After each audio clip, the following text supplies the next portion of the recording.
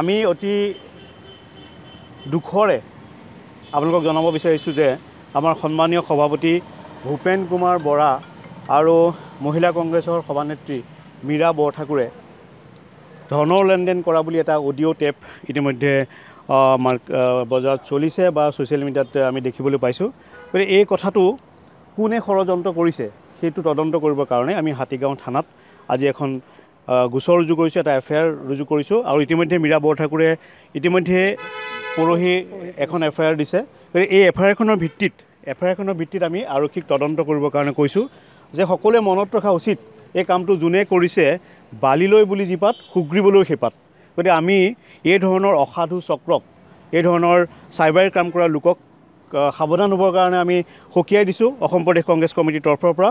আৰু আৰক্ষীক আমি আহ্বান জনাইছোঁ সঠিকভাৱে তদন্ত কৰি দুধ কা দুধ পানী কা পানী উলিয়াই দিব লাগে, এইটো কোনে কৰিছে কামটো। আৰু এই ধৰণৰ আমাৰ সন্মানীয় সভাপতিজনক জনমানসত হেয় প্ৰতিপন্ন কৰিবৰ বাবে যি অপচেষ্টা চলিছে সেই অপচেষ্টা এক ৰাজনৈতিক ষড়যন্ত্ৰ বুলি আমি ভাবিছোঁ। গতিকে ৰাইজে ইয়াৰ বিচাৰ কৰিব, কিন্তু আৰক্ষীয়ে সততাৰে ইয়াৰ তদন্ত কৰিবৰ কাৰণে আমি আৰক্ষীক আহ্বান জনাইছোঁ।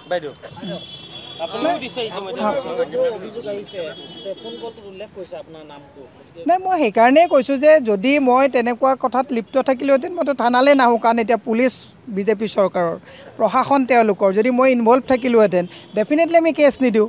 গতিকে এনেকুৱা যাতে আগলৈ অবান্তৰ কথা যাতে মানে প্ৰচাৰ কৰিব নোৱাৰে, দোষীক কৰায়ত্ব কৰিব লাগে। মই সেইজন লিখন কম্বাং বোলা মানুহজনক আমি চাইছোঁ ছ'চিয়েল মিডিয়াত, এতিয়া আমি চাইছোঁ এনেকুৱা মানে বিভ্ৰান্তিকৰ কথা প্ৰচাৰ কৰাটো এটা বিকৃত মানসিকতা আমি তেওঁৰ লিংকবিলাক এতিয়া চাওঁতে দেখিবলৈ পাইছোঁ। পুলিচেও কৈছে যে আমি এইটো তদন্তৰ কাৰণে ইতিমধ্যে আমি মেটালে লিখিছোঁ। গতিকে আমাৰ মাননীয় সভাপতি মহোদয়েও আজি কেছ দিছে। গতিকে এনেকুৱা ধৰণৰ যাতে অপপ্ৰচাৰ কৰি বিকৃত মানসিকতাৰে জনমানসত যাতে আমাৰ কংগ্ৰেছ দলৰ সভাপতি বা অন্য আমাক যাতে সেৱা প্ৰতিপন্ন কৰিব নোৱাৰে, তাৰ কাৰণে আমি সকীয়াই দিছোঁ। আৰু ইয়াৰ কেছ ৰেজিষ্টাৰ কৰি আমি বিশ্বাস আছে যে অসম পুলিচে ইয়াৰ এটা বিহিত ব্যৱস্থা ল'ব। আৰু ইতিমধ্যে আমি মাননীয় মুখ্যমন্ত্ৰীলৈও মই মেইল কৰিছোঁ। গতিকে মোৰ বিশ্বাস যে এনেকুৱা কামত লিপ্ত যিসকল দুষ্কৃতিকাৰী বুলিয়ে কৈছোঁ আছে, তেওঁলোককো এটা সাৱধান হ'বৰ কাৰণে আমি সতৰ্ক কৰি দিছোঁ। এতিয়া গুৱাহাটীৰ পুলিচ আয়ুক্তৰ ওচৰলৈ আমাৰ ৰামান্না বৰুৱা ডাঙৰীয়া যাব। তেখেতে গৈ এই এফআইআৰ কপিটো যিটো আমি হাতীগাঁও থানাত দিলোঁ আজি পুলিচ কমিশ্যনাৰকো দিব। আৰু আমাৰ সভাপতি ভূপেন কুমাৰ বৰাই পুলিচ কমিশ্যনাৰৰ লগত ইতিমধ্যে কথা পাতিছে আৰু ইয়াৰ উচিত তদন্তৰ আমি দাবী কৰিছোঁ। আমি ভাবিছোঁ বা সোনকালেই আৰক্ষীয়ে ইয়াৰ এটা তদন্ত কৰি ৰাইজক জনাব কথাটো।